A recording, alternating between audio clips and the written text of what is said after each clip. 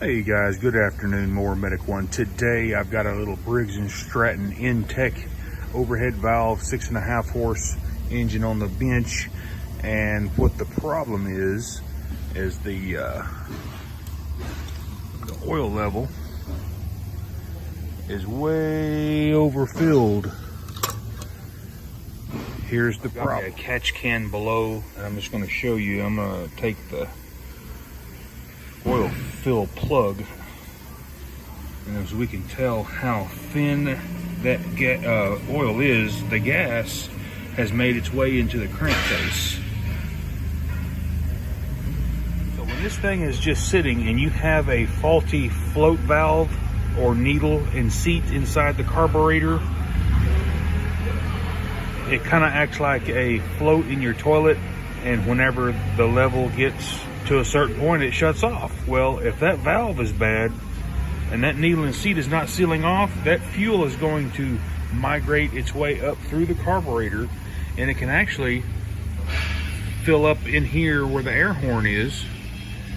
If your intake valve is closed, your intake runner and all that will be full of gas, and then the level will actually come up into here, and that fuel will actually flow right down this breather tube right into the engine.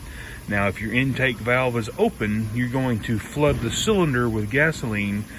The gas can leach down past the rings, it can leach down past the valve guide. It's just not a good deal. So this engine is going to have some carburetor work, most definitely, and it's going to have to be flushed out because the crankcase is just full of gasoline. When I cranked it up, oil and gas just shot out of here right here. If your float itself has a pinhole in it and your float fills up with gas, then that could also cause the float to drop and not shut the fuel off, because if your float is full of liquid, it's not buoyant. I think that's the right word, buoyancy. It's not buoyant anymore, and it won't shut off the fuel. A lot of these engines have a shut off right here, but that was just for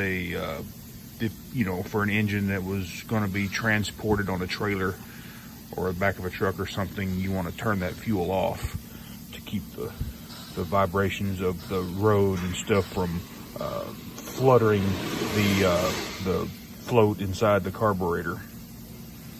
Whenever you're going down the road and it's bouncing, it can actually flood temporarily, and it's not good on the seat, in the needle and the seat banging against each other while you're going down the road. So it's just a good idea to turn the fuel off while you're in transport mode.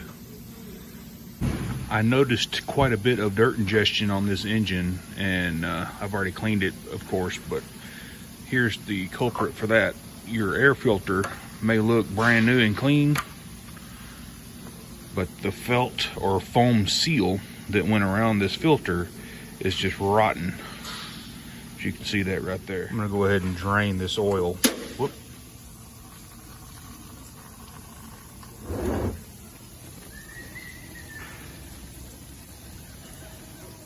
We also have an issue with the gas cap. As you can tell, it's broken, and 9 times out of 10 this center pops out is because the gas cap's being over tightened severely.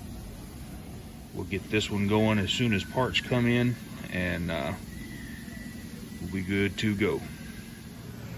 There's 2 more ways that I can think of at this moment that how your crankcase can get full of gas is somebody actually mistaken, and I've seen it before, put gas into the oil thinking that's where you put it. It's happened before, and it's going to happen again. So just be cautious of and just ask questions. Hey, when you filled this thing up with gas, where did you put it? And make the customer point to where he put it. I mean, it's not going to hurt to lead the question, ask the customer what's going down. But the only other way is if you had a fuel pump on this engine, and the way that those diaphragm fuel pumps work is that you have an inlet and an outlet on the fuel pump that would mount on the side, and then you'd have a hose that ran over to the crankcase for the pulse. Well, if the diaphragm of the pump ruptures, that fuel can run right down that impulse hose down right into your crankcase. So that's one good way you can get fuel in there.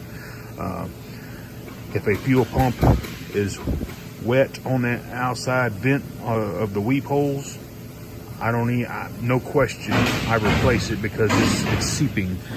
So anyway, guys, like I said, I'm gonna get the parts in. We'll get this thing going. I've got plenty of carburetor rebuild videos, and I'll link them in a playlist below. And we'll catch y'all guys on the next one. Have a great day. Mower Medic 1.